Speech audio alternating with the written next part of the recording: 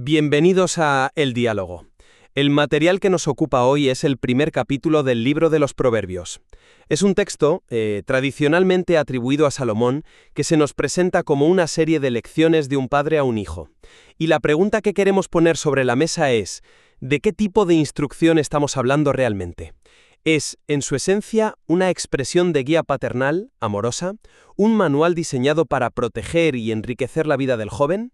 ¿O nos encontramos, más bien, ante una amonestación de una severidad implacable, donde el miedo a las consecuencias, a unas consecuencias devastadoras, y el castigo es el verdadero motor pedagógico? Desde mi perspectiva, defenderé que el núcleo de este pasaje es un consejo protector, una enseñanza que nace fundamentalmente del cuidado y del amor paternal. Yo, por el contrario, argumentaré que el tono predominante es el de la advertencia y la amenaza, y que el miedo es la herramienta principal sobre la que se construye todo el discurso. Mi lectura se fundamenta, pues, para empezar, en el propósito con el que el propio texto se presenta. Los versículos iniciales son explícitamente positivos, son constructivos, hablan de entender sabiduría y doctrina, de recibir el consejo de prudencia, justicia, juicio y equidad. Aquí no hay nada amenazante, es una invitación al crecimiento. La instrucción del Padre no se describe como una carga o una ley opresiva, sino como un regalo que embellece. El versículo 9 lo expresa con una imagen preciosa, es un adorno de gracia para la cabeza y collares a tu cuello. Es algo que dignifica.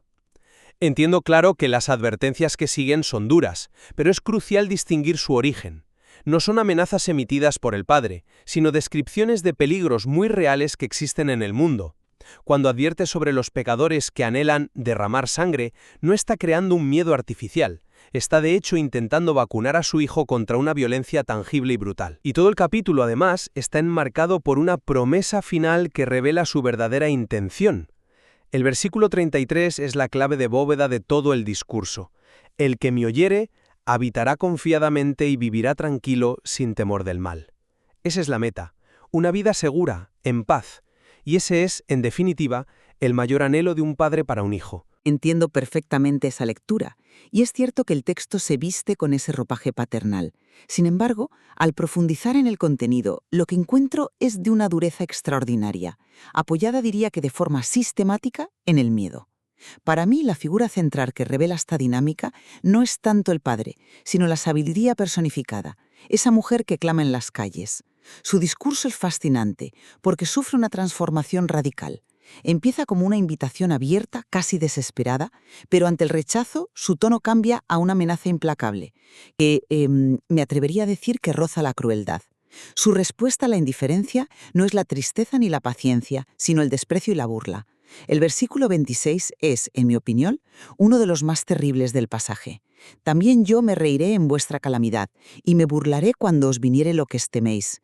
Esto es un abandono absoluto en el momento de mayor necesidad, pero es que además va acompañado de mofa. El lenguaje se recrea en las consecuencias catastróficas y lo hace con imágenes muy potentes. Habla de una calamidad que llega como un torbellino, de tribulación y angustia. El mecanismo queda perfectamente claro. Quienes rechazan el consejo comerán del fruto de su camino y, más directamente, el desvío de los ignorantes los matará. Esto, para mí, trasciende la guía amorosa. Es un ultimátum con consecuencias letales. Vale, entiendo que veas ahí una crueldad, pero discrepo en cómo interpretas el tono. Yo creo que la dureza de esas advertencias es directamente proporcional a la gravedad de los peligros que se describen. Es una cuestión de, digamos, realismo pedagógico. Si un padre le grita a su hijo, no te acerques al fuego, no lo hace para aterrorizarlo. Lo hace porque el peligro de una quemadura grave es real e inmediato. La vehemencia de la advertencia es en sí misma una expresión de su amor. Sí, claro. Creo que aquí ocurre exactamente lo mismo. La descripción tan gráfica de la violencia de los pecadores cuando dicen «pongamos asechanzas para derramar sangre y los tragaremos vivos como el Seol», eso no tiene como objetivo infundir un terror paralizante, sino generar una conciencia clara y sin adornos de la brutalidad del mal que existe. Pero es que, además, creo que tu análisis ignora el orden de los acontecimientos. La sabiduría no empieza amenazando. Su primera acción es llamar públicamente, en las calles, en las plazas, ofreciendo a todos la oportunidad de volver a ella. Y hace una promesa increíble en el versículo 23. Derramaré mi espíritu sobre vosotros. Su enfado posterior no es arbitrario ni caprichoso, es la consecuencia directa y lógica de rechazar una ayuda que se ha ofrecido primero de forma generosa y universal. Sí, pero centrarse en la generosidad de la oferta inicial ignora para mí el punto clave, que es la naturaleza de la consecuencia. Y aquí es donde tu analogía del fuego se rompe por completo. Un padre amoroso, incluso si su hijo ignora sus advertencias y se quema, no se sienta a su lado a reírse de su dolor. Corre a socorrerlo, a curarlo, a consolarlo. La sabiduría de este texto hace exactamente lo contrario y lo dice explícitamente. Me reiré en vuestra calamidad. Pero es que va mucho más allá. El versículo 28 es la culminación de esta idea. Entonces me llamarán, y no responderé. Me buscarán de mañana y no me hallarán. Esto ya no es una simple consecuencia natural de una mala decisión, como quemarse. Esto es un abandono activo, deliberado y definitivo. Cierra la puerta a cualquier posibilidad de arrepentimiento tardío. Lo que se nos presenta aquí no es un modelo de disciplina correctiva que busca la restauración del que ha fallado. Es un modelo de justicia puramente retributiva, implacable. Y en ese contexto, la famosa frase del versículo 7, el principio de la sabiduría es el temor de Jehová, no puede leerse como un simple respeto o reverencia. Queda inevitablemente teñido del miedo real y concreto a esa calamidad y a ese abandono que el propio texto describe con tanto detalle. Pero entonces, ¿no crees que al calificarlo de ultimátum y centrarte solo en el miedo, estás ignorando la posibilidad de que ese temor sea precisamente el punto de partida necesario para cualquier aprendizaje real? Yo no lo veo como un miedo paralizante, sino como un reconocimiento fundamental de que el universo tiene un orden moral, un principio de realidad donde las acciones acarrean consecuencias. Sin ese fundamento, ninguna enseñanza es posible. Sería como construir una casa sin cimientos. La figura paterna, precisamente por amor, intenta inculcar ese principio a través de la palabra para que el hijo no tenga que aprenderlo de la peor manera, a través del sufrimiento. La oferta de la sabiduría que mencioné antes, he aquí yo derramaré mi espíritu sobre vosotros, es mucho más que una simple invitación, es una promesa de transformación interior, un regalo que se antepone a cualquier advertencia. La dureza, la burla y el abandono no son el destino para cualquiera que comete un error. El texto es muy específico sobre a quién se dirige, a aquellos que aborrecieron la ciencia y menospreciaron toda reprensión mía. La consecuencia extrema se reserva para quien, de forma activa y consciente, ha rechazado el bien. No es un castigo para un desliz. Admito que el texto especifica a los destinatarios del castigo, pero eso no cambia el método pedagógico. Y ahí es donde sigo viendo un problema. La balanza del texto en términos de énfasis retórico y de espacio dedicado se inclina abrumadoramente hacia la descripción del castigo, no hacia la belleza de la sabiduría. Los versículos que detallan la calamidad, la destrucción, la angustia y la burla son mucho más extensos, más vívidos e impactantes que la promesa, bastante más abstracta, de ser un adorno de gracia. El método que se desprende de este capítulo se centra en el castigo como principal elemento disuasorio. Y esto nos lleva a otra cuestión. ¿Cuál es el objetivo final de esta enseñanza? ¿Busca una transformación genuina del carácter o simplemente una modificación de la conducta por miedo? Claramente, busca una transformación del carácter. El objetivo no es crear un autómata que obedece por miedo, sino una persona sabia que vive en paz. La promesa de derramar mi espíritu es la clave. No dice, os daré una lista de reglas, dice, os daré mi espíritu, os haré saber mis palabras. Esto implica un cambio interno, una alineación del corazón y la mente con la sabiduría. El resultado final no es evitarás el castigo, sino habitarás confiadamente y vivirás tranquilo, sin temor del mal. Es un estado del ser, una cualidad de vida interior que va mucho más allá de la simple obediencia. Se trata de alcanzar una plenitud, una seguridad existencial que el miedo, por definición, no puede proporcionar. El miedo puede modificar la conducta a corto plazo, pero solo una transformación interior puede generar una paz duradera. Vencida. Porque si bien esa promesa existe, el resto del capítulo parece diseñado para lograr precisamente lo contrario, un control de la conducta a través del terror. Fíjate en el lenguaje que usa para describir el camino del mal. Es puramente conductual y consecuencialista. Advierte, no andes en camino con ellos, aparta tu pie de sus veredas. ¿Por qué? Porque sus pies corren hacia el mal y van presurosos a derramar sangre.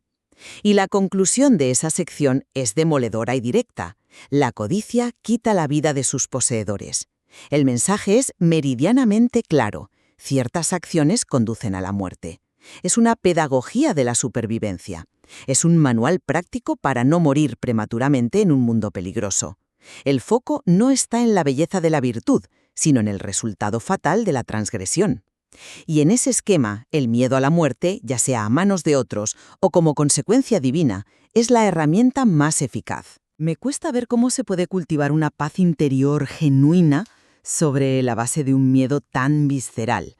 Parece más bien que el objetivo es la conformidad externa para asegurar la supervivencia. Pero es que esa conformidad externa es el primer paso para la seguridad que permite el desarrollo interior. El texto no opone ambas cosas, las presenta como una secuencia. Primero el padre dice, «Hijo mío, no te dejes engañar por los violentos». Esencialmente, sobrevive, no te metas en problemas. Pero esa no es la lección final, es la base. Una vez establecida esa seguridad física, la sabiduría ofrece la transformación espiritual. Es un enfoque integral. No se puede reflexionar sobre la justicia y la equidad si uno está constantemente en peligro de muerte por sus malas decisiones.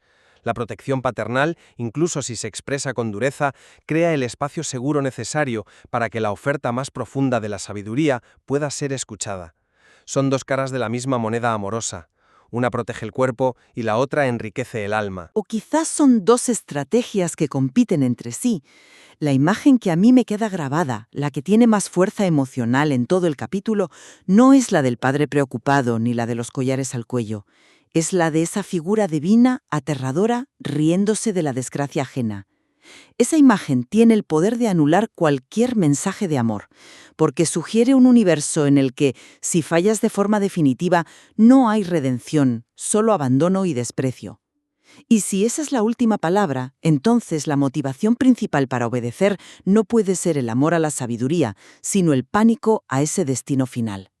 Es una enseñanza que, en mi opinión, deja una cicatriz de miedo más profunda que la huella de una caricia paternal. En mi opinión, y volviendo al punto de partida, el pasaje sigue siendo una expresión de cuidado profundo. Veo esas advertencias tan duras no como una amenaza sádica, sino como un reflejo de la desesperación y el amor del padre, que desea con todas sus fuerzas evitar que su hijo caiga en la autodestrucción. La meta final, esa promesa de una vida tranquila y segura que cierra el capítulo, enmarca todo el discurso como un acto de protección. Es una guía amorosa que, precisamente por la seriedad de lo que está en juego, debe expresarse con la severidad que requieren los peligros descritos. Por mi parte, mantengo que la retórica del miedo domina el capítulo. La imagen que perdura, la que tiene mayor peso psicológico, no es la del adorno elegante, sino la de la sabiduría burlándose de la calamidad de aquellos que no la escucharon. El texto, en su conjunto, funciona como una advertencia extraordinariamente severa, donde la motivación principal para actuar correctamente parece ser el deseo de evitar un castigo terrible y el abandono definitivo, lo que a mi juicio sitúa la amonestación por encima de la guía afectuosa. Es evidente que el texto conjuga de manera inseparable la promesa de bienestar con la advertencia de consecuencias nefastas. La guía protectora y la amenaza aterradora conviven en el mismo discurso. Y la interpretación de su tono principal, ya sea como una expresión de amor o como una herramienta de coacción basada en el miedo, pues depende de qué parte de ese doble mensaje se considere fundamental. El material sin duda ofrece más capas para seguir explorando.